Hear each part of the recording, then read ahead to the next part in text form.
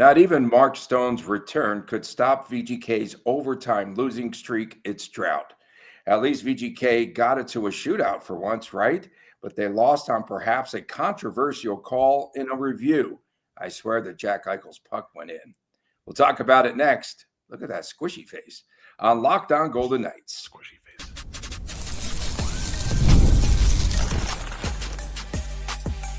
You're Locked On Golden Knights, your daily podcast on the Vegas Golden Knights, part of the Locked On Podcast Network, your team every day. Hi again, everyone. Happy Thanksgiving from Las Vegas. Tony Cardasco and Chris Golick on the #1 podcast and podcasting network on the planet. Thanks for making us your first listen each and every day. I'm a longtime sportscaster. I am a play-by-play man and a marketing consultant. And Chris is the owner of the Silver State Sports Cards and Sports, I should say, and the collectibles editor for the Hockey News. And he also has a new podcast. We are brought to you today by FanDuel.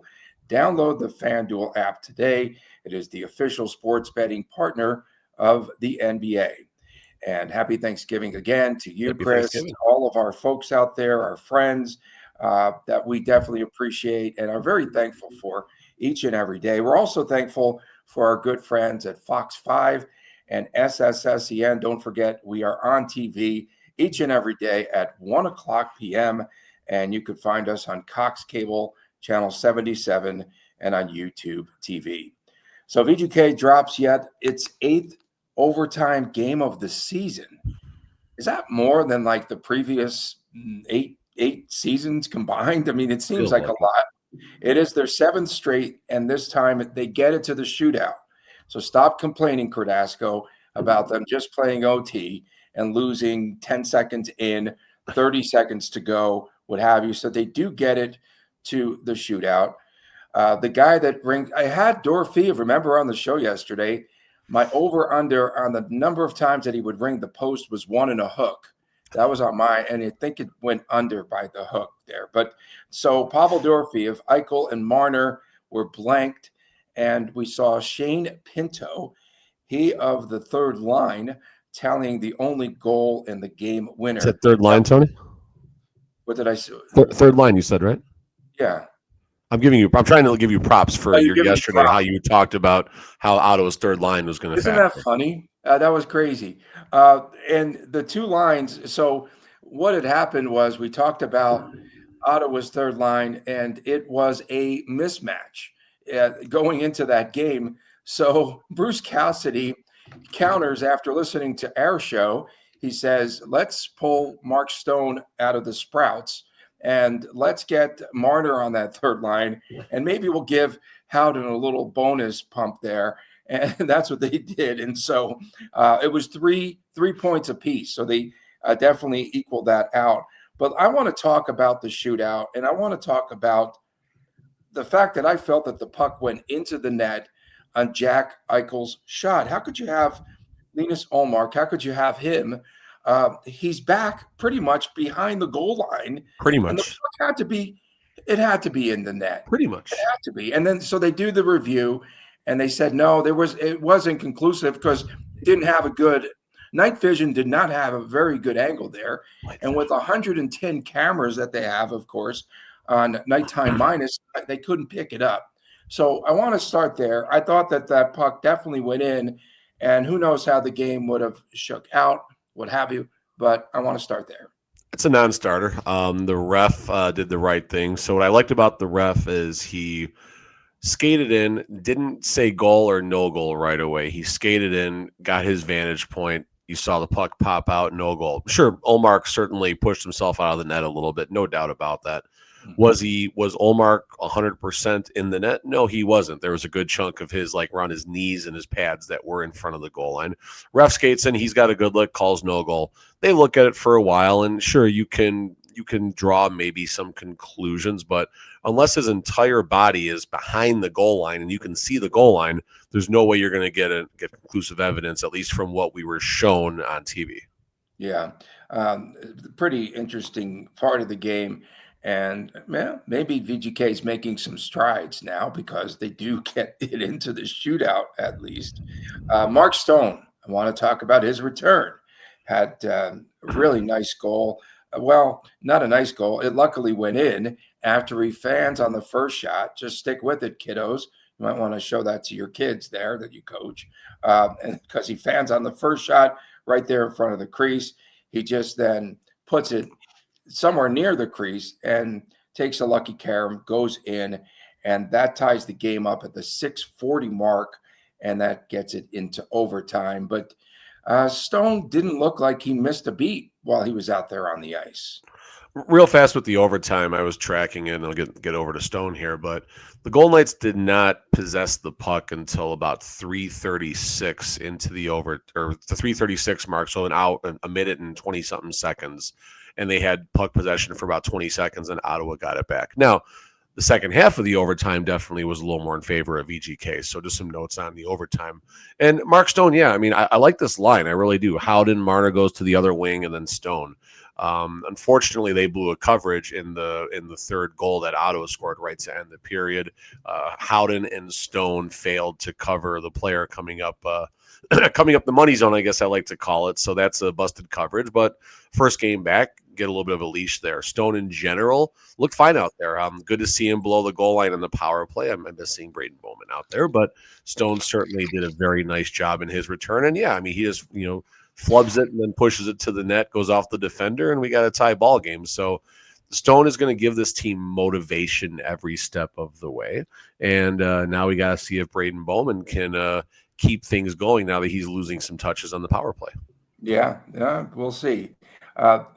Just watching the game there, because I was here. I'm at Resorts World. We're doing basketball this weekend in the Resorts World Classic, which is a ton of fun, in a makeshift tent. It's nice and, let's say, intimate here. But the Golden Knights, I want, like the magic number for me, shots on goal is 30 to 32. 35 shots on goal.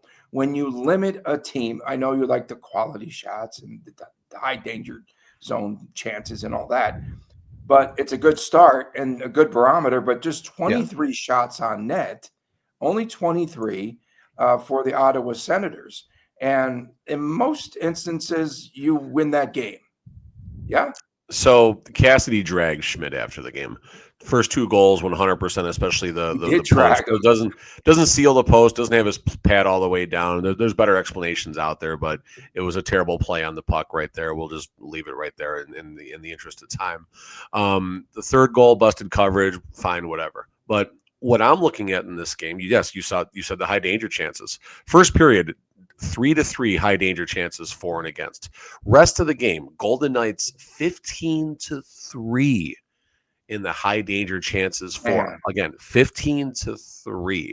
So we're going to put this one on goaltending. We're going to put this one on one busted coverage. And yeah, I mean, listen, you hate to keep referencing puck luck and bad luck, but the reality is there was a few posts, especially in that overtime right there. Barbashev almost gets one bar down. Marner's in tight. Theodore almost had a magnificent finish on an even better pass from Mark Stone. So you look at all of these things that were going right for the Golden Knights. It's like the Islanders game.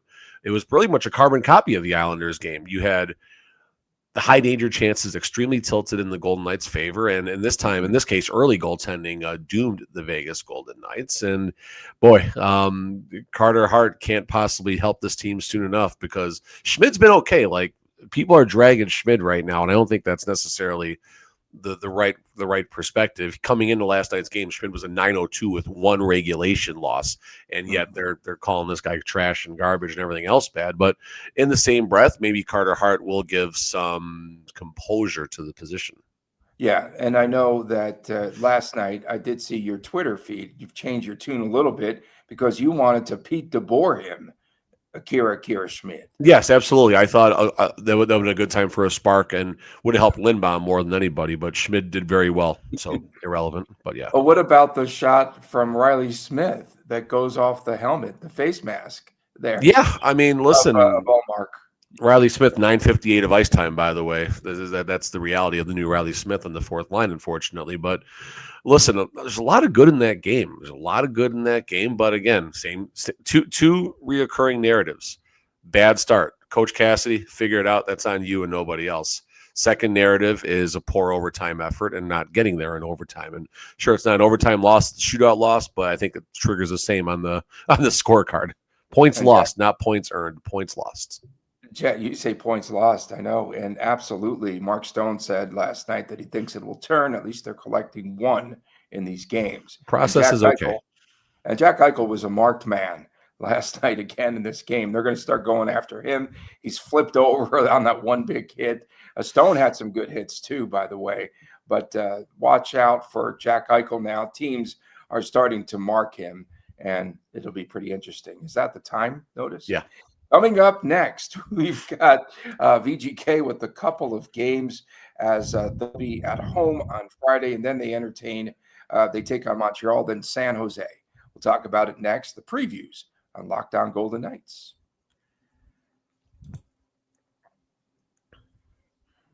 Let's be honest, most of us can't even name all of the financial accounts that we have, let alone whether they have any value or any worth.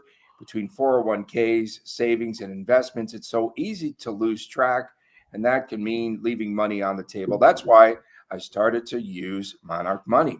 It is an all-in-one personal financial tool. It brings all of your finances together in one clean, easy-to-use interface on your laptop or your phone. And as, of course, Chris knows, I despise spreadsheets.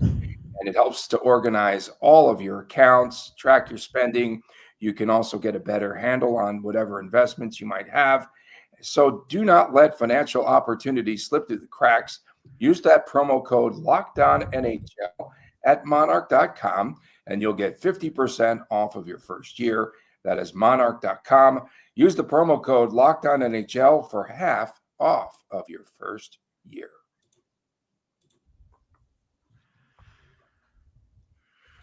Welcome back on this WTF and WTT and Thanksgiving Day edition of Locked On Golden Knights.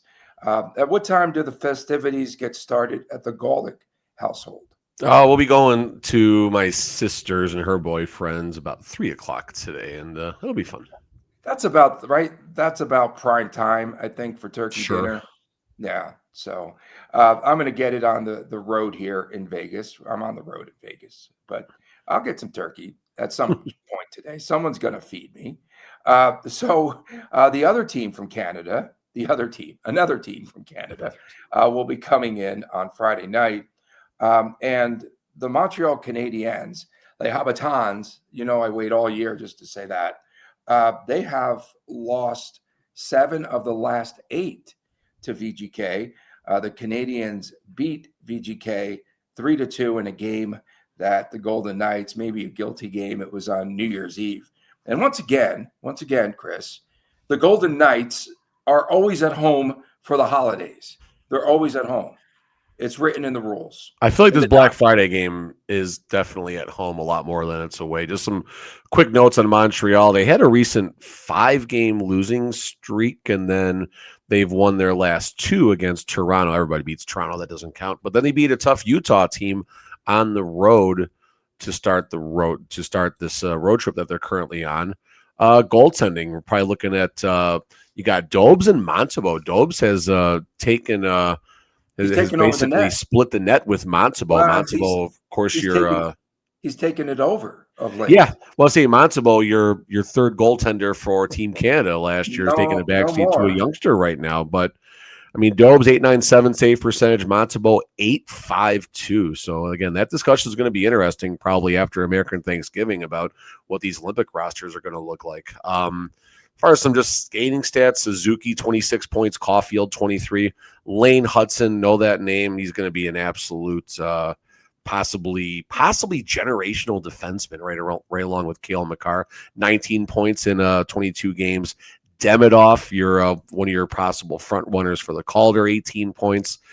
Noah Dobson, 16 points. Mike Matheson. So could be a tough team. And if they're starting to figure this out, it's going to be another tough game for the Golden Knights. I wish you could see the skyline behind me once the sun comes up here, because it's a really nice view of the strip. You could see everything. I've seen the strip before. I'm over it.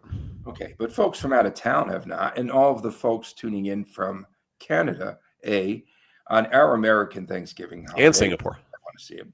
And the Singapore. Rough night for the Shanghai Dragons. I think they lost like 8-0 the other day or something like that. Yeah, their Twitter handle could not keep up. Los Habitants come off of that win 4-3 on Wednesday night in Utah. Big night for Nick Suzuki, and the Canadiens had 4 goals on just 17 shots. I think we'll see a really good top line battle. You have Caulfield, you have Suzuki, you have Bolduc, right? That's a top line for Zach Montreal. Bolduc, part of a trade with St. Louis last year. Right, Bolduc. So I think that's going to be a good matchup with the top line. And the latest news is that for his 7th or 8th tour of duty, they're talking about bringing back Sammy Blais off of he was on waivers again. He was on waivers from Toronto. I don't know. He just seems to be there back. Like, they signed him, I think, for $750,000.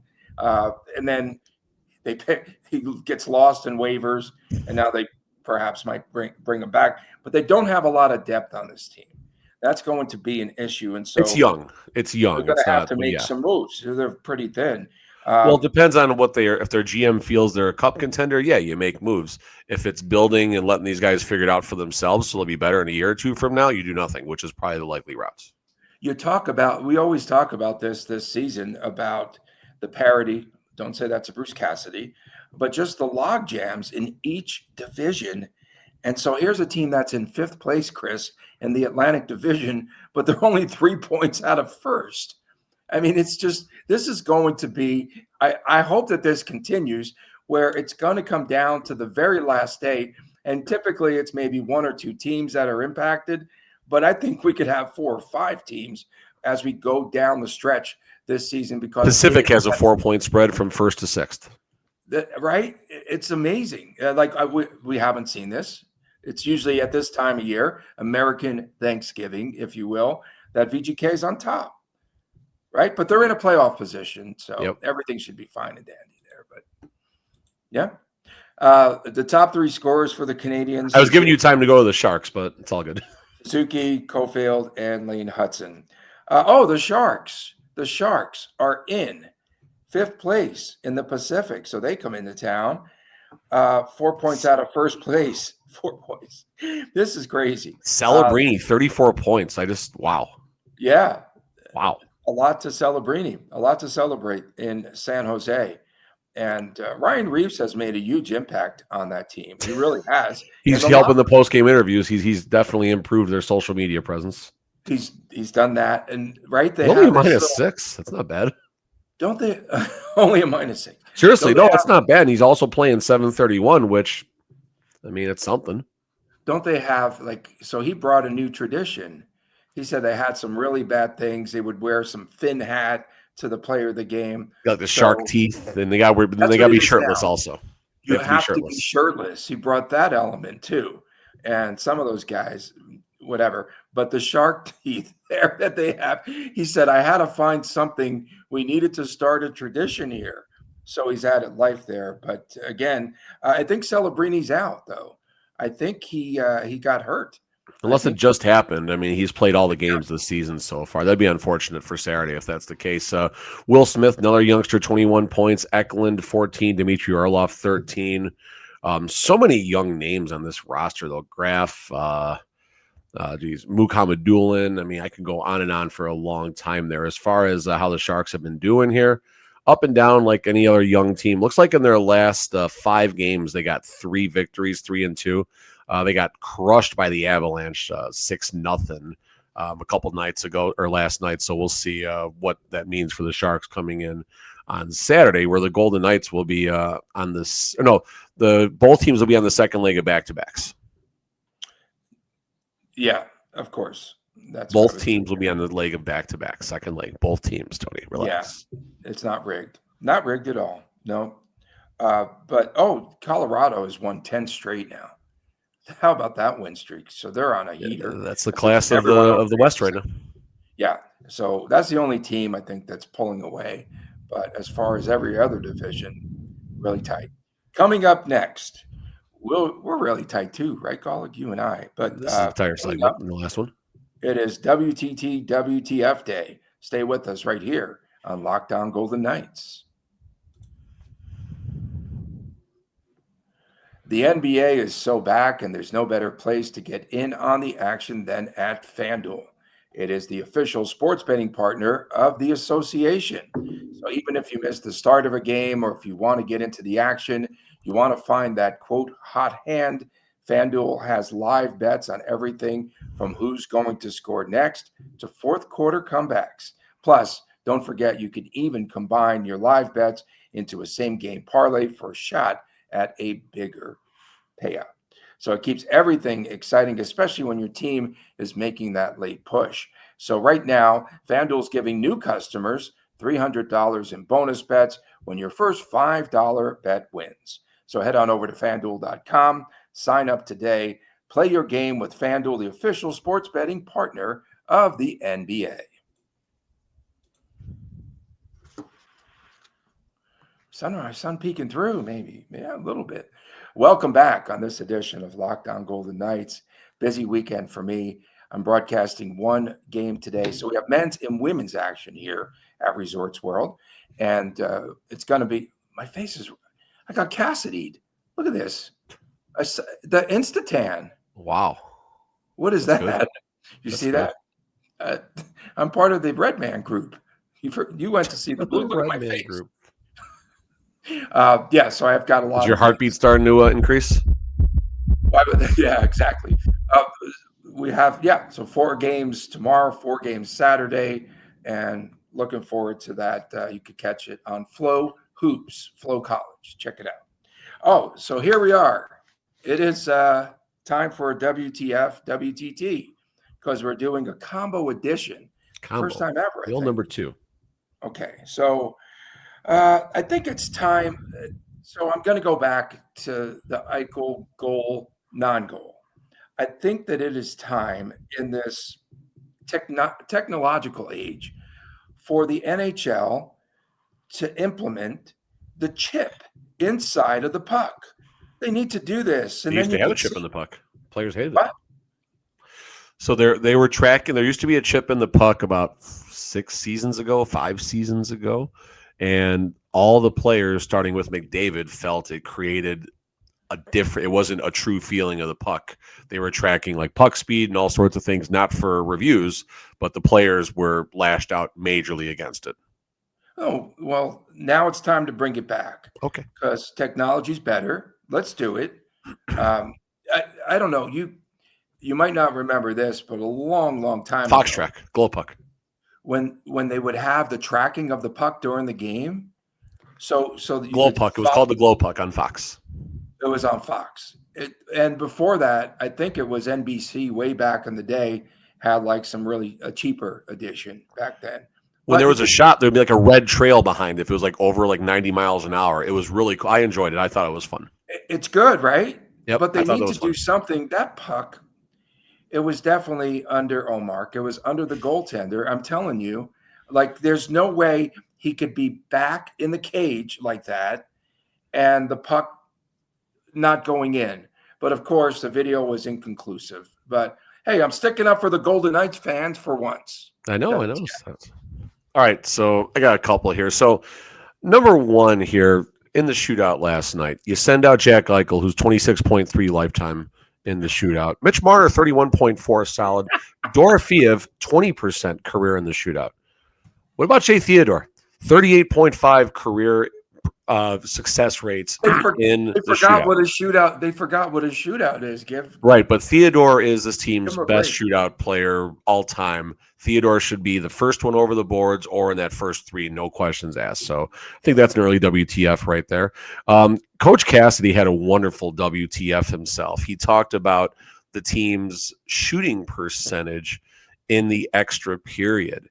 He said it's essentially zero because the one goal we got, they didn't have a goalie in the net. We're going back to that game against San Jose where I think, was it Asker? No, it was the other goalie, it was Nedeljkovic, where Nedeljkovic winds up trying to play the puck at the blue line, and the Golden Knights have an empty netter. So Coach Cassidy, WTF, Thursday'd his own team by taking a shot at their 0% shooting percentage in the overtime. Speaking of overtime records, a lot of people asking what the record is for most OT losses in a regular season. It is 18, split by 4 different teams. I project the Golden Knights to beat that by American Groundhog's Day. So look for that to be a monumental moment here. And I'll read a couple here. One WTF early entry from Jeremy Brennan. Are you taking WTFs for Friday yet? Here's mine. If you are, we always are.